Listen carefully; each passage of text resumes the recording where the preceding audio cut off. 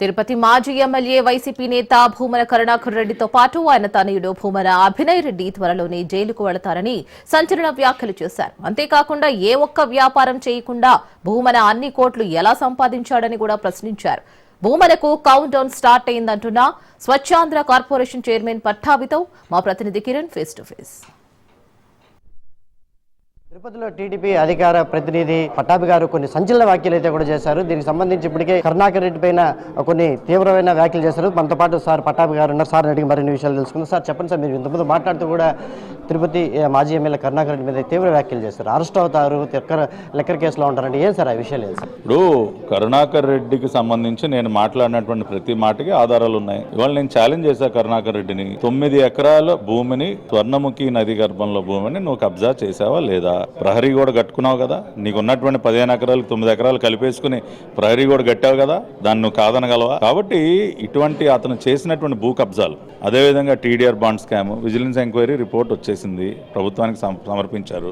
నీ కొడుకు పాత్ర నీ పాత్ర ఏంటో కూడా దానిలో స్పష్టంగా బయటకు వస్తుంది. అదేవిధంగా దళిత బిడ్డ పవన్ కిడ్నాప్ వెనక ఉన్నదంతా కూడా నీ మనుషులే కదా. ఇవాళ అనిల్ రెడ్డి కానీ, జగ్గారెడ్డి కానీ, దినేష్ కానీ అందరు నీ మనుషులే కదా, నీ దొడ్లో పెరిగిన వాళ్ళే కదా. కాబట్టి ఇవాళ నేను మాట్లాడిన ప్రతి మాటకి కూడా ఆధారాలు ఉన్నాయి. అదేవిధంగా లిక్కర్ స్కామ్ లో కూడా ఇతని యొక్క పాత్రకు సంబంధించి ఇన్వెస్టిగేషన్ ఆ దిశగా కూడా నడుస్తూ ఉంది. ఇవాళ ఏనైన్గా ఉన్నటువంటి తూకేకుల కిరణ్ కుమార్ రెడ్డి, అతని తండ్రి, అతను వాళ్ళతో ఇతనికి ఉన్నటువంటి సంబంధాలు, వాటిపైన కూడా దర్యాప్తు జరుగుతోంది. కాబట్టి ఇవాళ కరుణాకర్ రెడ్డి కౌంట్ డౌన్ అయితే ప్రారంభమైంది.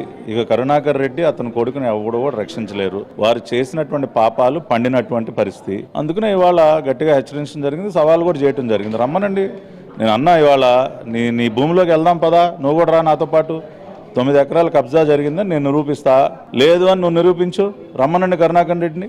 గతంలో మీరు ప్రభుత్వం చూసుకుంటే మిమ్మల్ని కూడా గత ప్రభుత్వం విపరీతంగా అరెస్టులు చేసి లాక్కెళ్ళి తీసుకెళ్ళి చేశారు. అంటే ఈ ప్రభుత్వం ఎందుకు ఆ విధంగా మీరు ముందుకెళ్ళలేకపోతున్నారా? మీ నాయకుడు ఆ విధంగా వద్దంటున్నారా? మరి ఎందుకు? ఇప్పుడు వాళ్ళలాగా సైకోలుగా మారటం అనేది మా ఎజెండాలో లేదు. ఇప్పుడు వాళ్ళని సైకోలుగా బ్రాండ్ చేశారు అందరూ కూడా. ఎందుకంటే ఇవాళ ఎవరి మీద పడితే వాళ్ళ మీద తప్పుడు కేసులు పెట్టడం, వాళ్ళ ఇళ్ల మీద పడిపోవటం, మహిళలను కూడా చూడకుండా అసభ్యంగా మాట్లాడటం. ఇప్పుడు వాళ్ళలాగా మేము అంత ఆ రకంగా దిగజారి మేము ప్రవర్తించలేము. కాబట్టి ఇవాళ మేము చట్ట ప్రకారం వెళుతున్నాం, ప్రజాస్వామ్యబద్ధంగా వెళుతూ ఉన్నాం, ఒక లీగల్ ఫ్రేమ్వర్క్లో పనిచేస్తున్నాం.